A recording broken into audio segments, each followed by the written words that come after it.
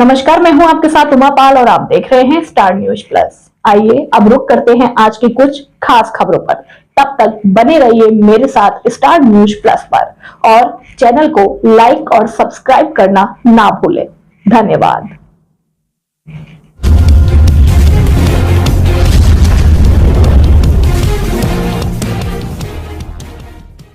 America के राष्ट्रपति Donald Trump ने लगातार तीसरे दिन वोटर टर्नआउट के लिए भारत को मिले $21 मिलियन का मुद्दा उठाया है। ट्रंप ने एक प्रेस कॉन्फ्रेंस में कहा कि मेरे मित्र प्रधानमंत्री नरेंद्र मोदी और भारत को वोटर टर्नआउट के लिए $21 मिलियन दिए जा रहे हैं। हम भारत में मतदान के लिए $21 मिलियन दे रहे हैं। हमारा क्या, मैं भी तो मतदान बढ़ाना चाहता हूँ। पहली बार ट्रंप ने $21 मिलियन की सहायता को लेकर पीएम मोदी का नाम लिया है और इसे लेकर अब कांग्रेस ने पीएम मोदी और बीजेपी को घेर लिया है। कांग्रेस नेता पवन खेड़ा ने कहा कि अब डोनाल्ड ट्रंप ने बता दिया है कि $21 मिलियन मैंने अपने दोस्त नरेंद्र मोदी को वोटर टर्नआउट बढ़ाने के लिए दिए हैं। लेकिन ट्रंप के इस बयान के बाद आज चारों तरफ चुप्पी है। इसलिए हम नरेंद्र मोदी से जानना चाहते हैं कि ये $21 मिलियन कहां गए, क्योंकि ट्रंप के बयान से साबित हो गया है कि उन्होंने $21 मिलियन मोदी को चुनावों को प्रभावित करने और वोटर टर्नआउट बढ़ाने के लिए दिए थे। हम लगातार वोटर टर्नआउट के बारे में सवाल पूछ रहे हैं, तो क्या इसी पैसे से वोटर टर्नआउट बढ़ रहा है? नरेंद्र मोदी कितना भी विदेशी फंड ले आए, वो भारत के लोकतंत्र को कमजोर नहीं कर पाएंगे। खेड़ा ने कहा कि यूएसएड ने भारत को 2001 से 2024 के बीच $2.9 बिलियन दिए हैं। इस राशि का 44% पैसा मोदी सरकार में आया है। इसलिए हम श्वेत पत्र की मांग कर रहे हैं, क्योंकि सबके सामने आना चाहिए कि ये पैसा किसको किसको गया। इस पैसे का 1/4 हिस्सा पिछले 4 साल यानी नरेंद्र मोदी की सरकार में आया।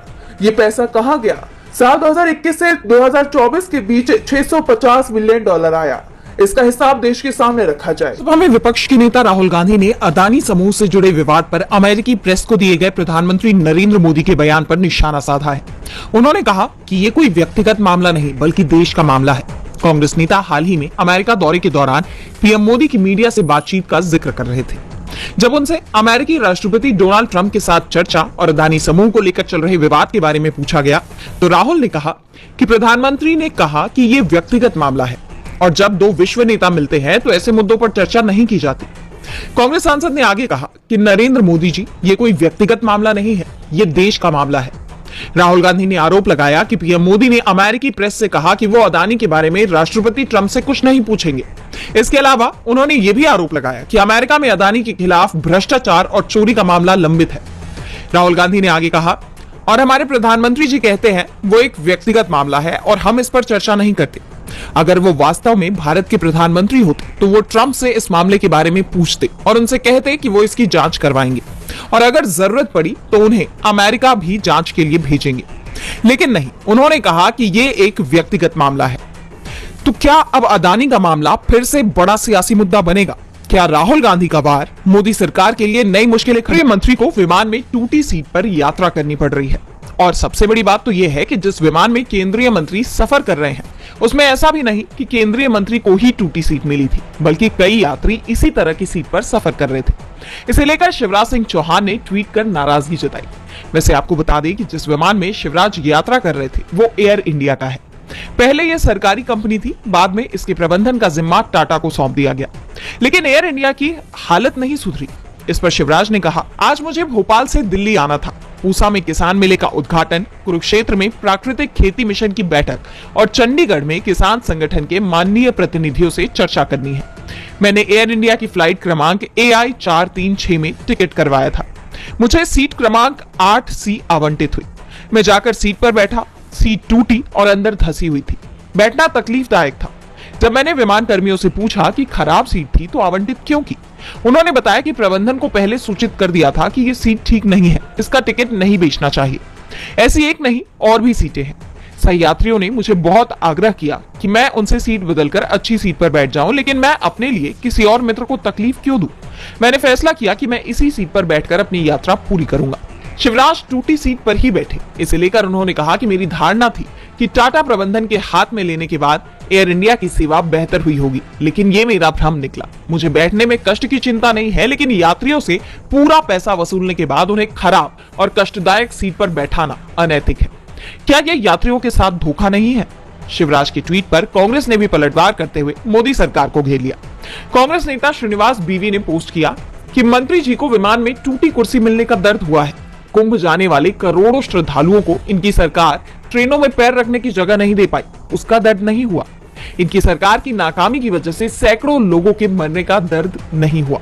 अब बात खुद की कुर्सी पर आई तो एयरलाइंस की लूट का अंदाजा हो। और तमिलनाडु के बीच जारी ट्राई लैंग्वेज विवाद को लेकर मक्कल निधि मय्यम यानी एमएनएम पार्टी के प्रमुख और एक्टर कमल हासन ने अपनी चुप्पी तोड़ी है। कमल हासन ने कहा कि तमिल भाषा उनकी सांस्कृतिक पहचान है, लोगों ने इसके लिए जान गंवाई है, इसके साथ खिलवाड़ न करें। हासन चेन्नई में अपनी पार्टी के 8वें स्थापना दिवस पर कार्यकर्ताओं को संबोधित कर रहे थे। हासन ने कहा कि भाषा के मुद्दों को हल्के में न लिया जाए। तमिलनाडु के बच्चे भी जानते हैं कि उन्हें कौन सी भाषा चाहिए, उनके पास अपनी भाषा चुनने की समझ है।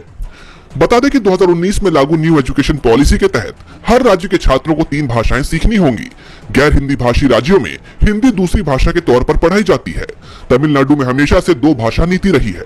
यहाँ के स्कूलों में तमिल और अंग्रेजी पढ़ाई जाती है, लेकिन अब न्यू एजुकेशन पॉलिसी 2020 के तहत स्टूडेंट्स को 3 भाषाएं सीखनी होंगी, लेकिन किसी भी भाषा को अनिवार्य नहीं किया गया है।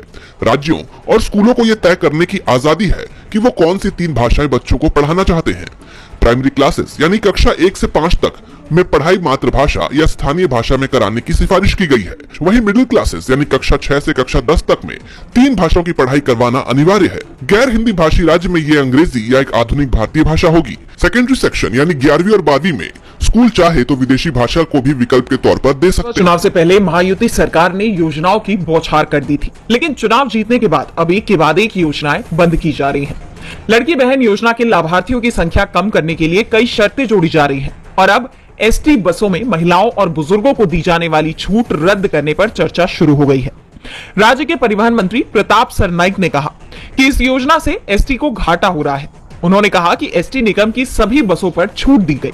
अब हमारी बहनों को 50% की छूट मिलती है। साथ ही बसों में वरिष्ठ नागरिकों के लिए सालाना छूट भी मिलती है और उन छूटों के कारण स्थिति ये हो गई है कि एसटी बसों को हर दिन 3 करोड़ रुपए का नुकसान हो रहा है।